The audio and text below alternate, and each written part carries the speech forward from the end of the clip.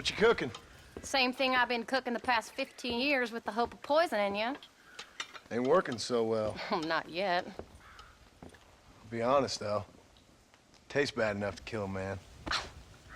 I never was much of a cook, but I did try to be a good wife. And you have been. Given what we was and what we came from, I think we've gone and done okay. I look at Jack. I look at him, and I think we've been blessed. Maybe he can be something more. He's a good kid. He can be whatever he wants to be. He ain't gonna be no frontier gunslinger killing and running no gang, though. That way's over. Railroads and government and motor cars and everything gone and done away with all that. And he ain't gonna marry no orphaned working girl running with a bunch of hucksters, neither. If he meets one like you, I hope he'll marry her. Stop. For an illiterate gunslinger, you sure know how to make a girl blush. God damn crows! John! You have got to go deal with them. They've broken into the silo again and are eating all the corn out from it. Of course, my angel. Wait, get out of there. All right, all right. Go on. Scat. Shh.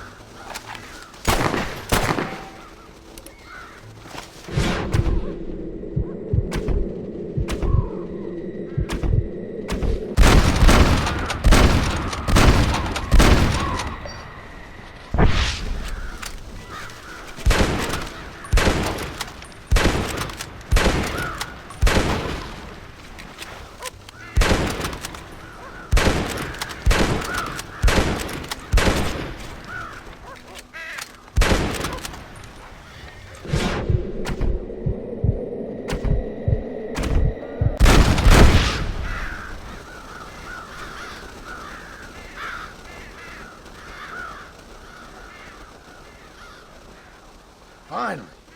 Now about that stew.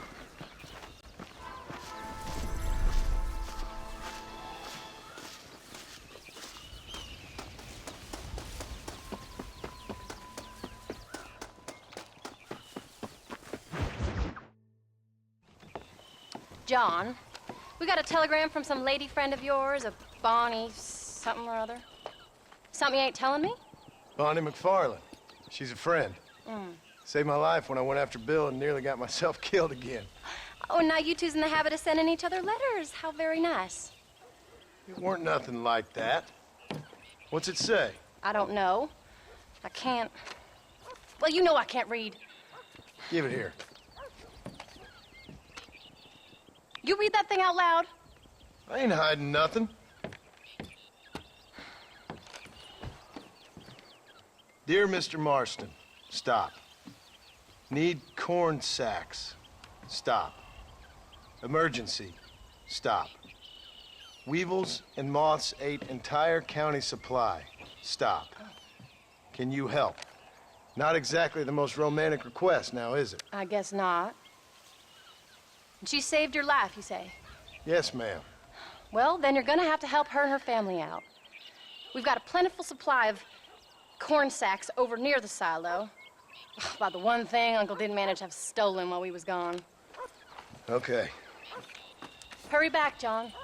And John, what's she like? You know. A little bit like you, I guess. She's a woman in a man's world.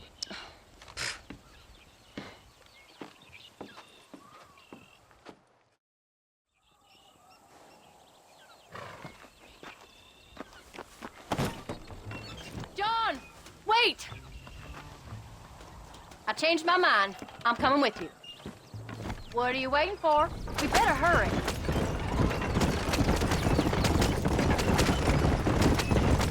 I don't think I can let you go off again without me. Fair enough. I'm glad of the company. You only had to ask. Ask?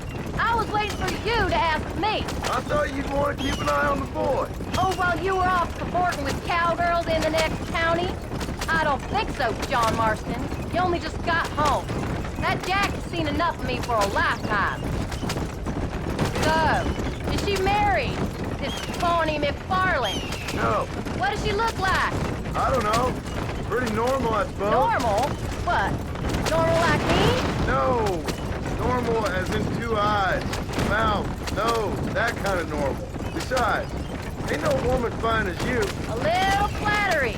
Now we're finally getting somewhere. If you find yourself in a hole, the first thing to do is stop digging. Another pearl of wisdom from John Marston. I sure do miss those. I never took you for the jealous type, Abigail. I ain't jealous so much as curious. You heard what she wrote. It's just some corn. She saved my life, and she was decent enough to me, so I owe her this much at least. How did she save your life anyway? She found me half dead on the side of the road and took me to the doctor. Most folks would have left me there. Half dead from what? Bill didn't take so kindly to me visiting unannounced. Bill never did like surprises. How was he? Same as he was when we left. Angry and dumb. Taking his revenge out on the world. People down there was really scared of him. Of Bill? You gotta be kidding me. He was only frightening if he was afraid of dumb fools. Bill weren't so bad, but when Dutch went crazy, Bill took it hard. For a while, we all thought we'd found something right. Better way to live, but it was just a lie. So you saw before they did. Maybe. But there was still kind of a family. A family that left you for dead. You knew the truth, John, and they hated you for it. Where did they take you? Who? Those government bastards. Where did they hold you and Jack? I ain't sure. They kept our eyes covered there and back. Can't have been too far from here, though. They treat you right? It ain't the first time I've had a gun to my head, John. You're forgetting your marriage proposal. Very funny.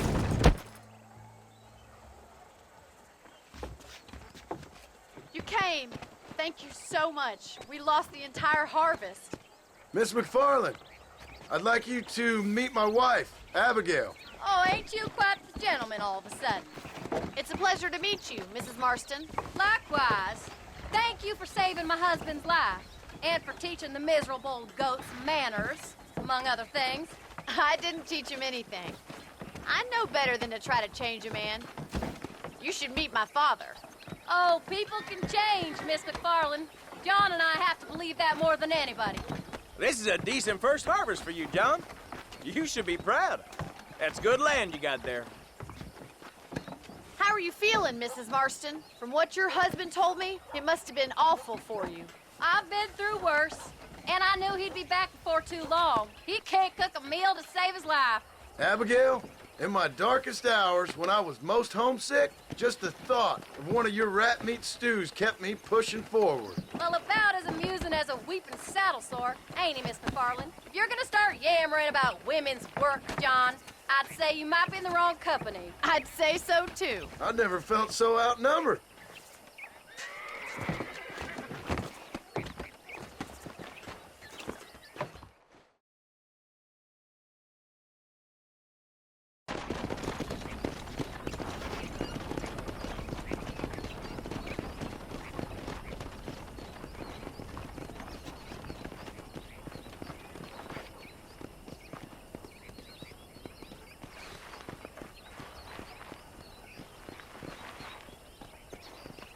Ma'am?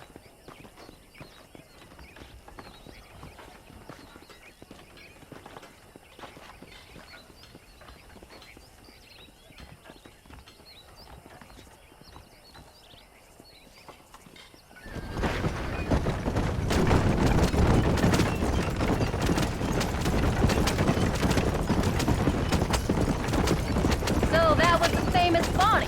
That was her, all right. She's pretty. She's normal, like I said. Well, you always wanted to be a rancher.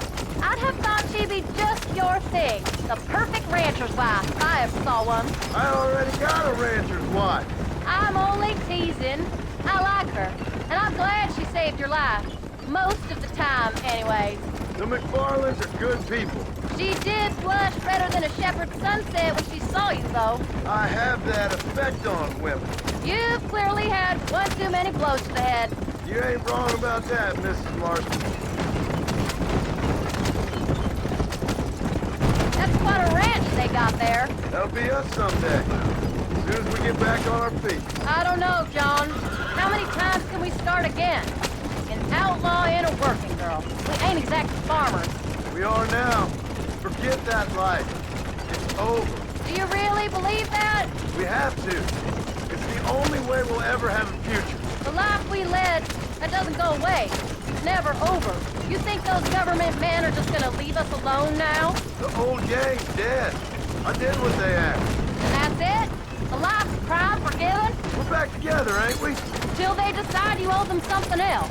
Sometimes I think I was the stupid one for believing I could get out. Maybe Dutch, Bill, and Javier were just being honest with themselves.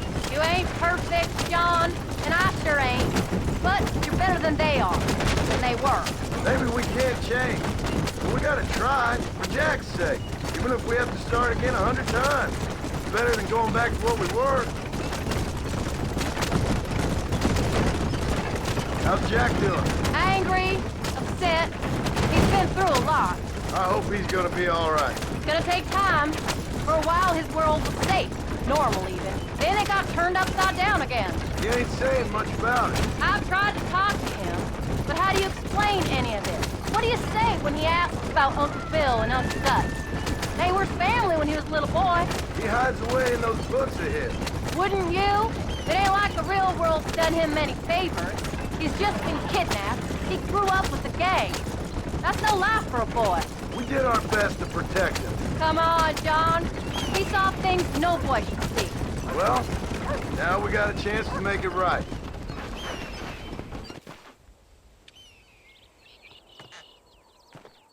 We did good today, John. I guess I better go fix us something to eat.